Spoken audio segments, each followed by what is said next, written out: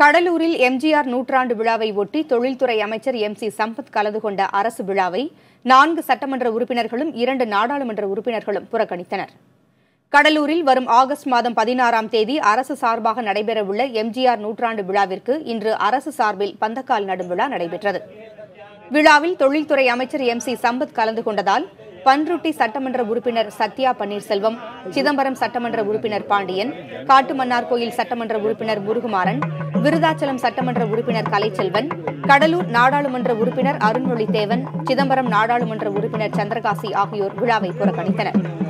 இதுகுறித்து பன்ருட்டி சட்டமன்ற உறுப்பினர் சத்யா பன்னீர்செல்வத்திடம் கேட்டபோது, தேர்தல் சமயத்தில் அளித்த வாக்குறுதிகளை நிறைவேற்ற அமைச்சரை அணுகினால் கோரிக்கைகளை செவிமடுப்பதில்லை என்றும், தங்கள் தொகுதிக்கு எந்த திட்டமும் கொண்டுவர நினைத்தாலும் அதனை தடுக்கும் நோக்கில் செயல்படுவதாகவும் கூறினார். இதனாலேயே அவர் கலந்து கொள்ளும் நிகழ்ச்சிகளை புறக்கணிப்பதாக சத்யா பன்னீர்செல்வம் தெரிவித்தார்.